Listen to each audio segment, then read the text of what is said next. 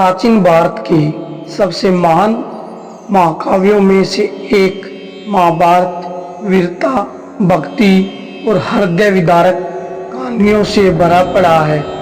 इसकी कई रोचक कहानियों में गांधारी के श्राप का गहरा और नाटकीय प्रसंग भी शामिल है। यह निर्णय क्षण उसके दुख की गहराई और कुरुक्षेत्र युद्ध के दूरगामी परिणामों को उजागर करता है। हस्तिनापुर की रानी गांधारी कोई साधारण महिला नहीं थी। गांधार की राजकुमारी के रूप में जन्मी वह अपनी अटूट भक्ति और आंतरिक शक्ति के लिए प्रसिद्ध थी। जब उन्होंने हस्तिनापुर के अंधे राजा धृतराष्ट्र से विवाह किया तो उन्होंने अपने पति के अनुभव और कठिनाइयों को साझा करने के लिए जीवन भर अपनी आंखों पर पट्टी बांधने का फैसला किया।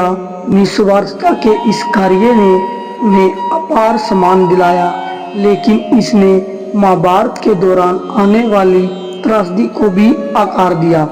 जब गांधारी ने हस्तिनापुर के अंधे राजा धृतराष्ट्र से विवाह किया तो उसने अपने पति के अनुभव और कठिनाइयों को साझा करने के लिए जीवन भर अपनी आंखों पर पट्टी बांधने का निर्णय लिया। राजा धृतराष्ट्र और रानी गांधारी कौरवों की मां थी।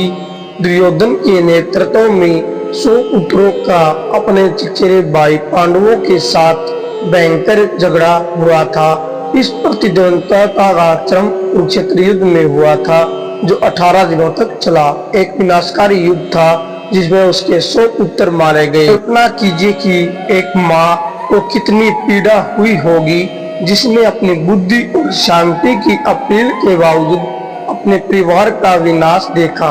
गांधारी ने हमेशा अपने बच्चों का मार्गदर्शन करने की कोशिश की थी, लेकिन उनके लालच, ईर्ष्या, खासकर दुर्योधन के लालच और ईर्ष्या ने उसके प्रयासों को दबा दिया। जब युद्ध समाप्त हो गया और धूल जम गई तो गांधारी खून से लथपथ युद्ध के मैदान में खड़ी थी। उसका दिल लाखों टुकड़ों में टूट चुका था। एक दुखी माँ का अभिशाप। जब विजय पांडु गांधारी का आशीर्वाद लेने आए तो उसका दुख उबल पड़ा। वह उन्हें योद्धा के रूप में नहीं देख रही थी जिन्होंने अपनी पूरी कर्तव्य किया था, बल्कि ऐसे लोगों के रूप में देख रही थी जिन्होंने उसके बेटों को नष्ट कर दिया था। उसका दर्द अवर्णनीय था और यह भारी दुख कि इस घड़ी में था कि उसने अपना श्राप बोल दिया।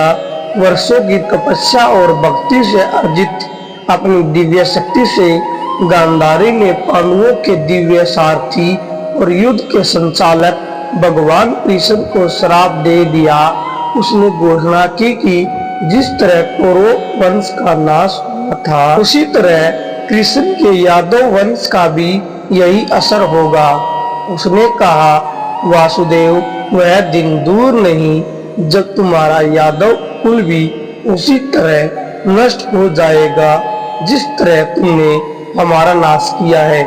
आज मैं अपने बेटों की मृत्यु पर विलाप कर रही हूँ। यादव स्त्रियां भी यही असर होगा जब तक कि वह अपने बेटों और परिवार के सदस्यों को खो न दे। पांडवों और कौरवों की तरह यादव भी आपस में लड़ेंगे और एक दूसरे को मार डालेंगे।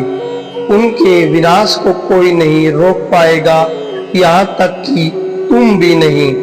तुम केवल मूक दर्शक बनकर अपने कुल का नाश देखोगे। यादव स्त्रियां छाती पीटकर अपने पुरुषों की मृत्यु पर विलाप करेंगी।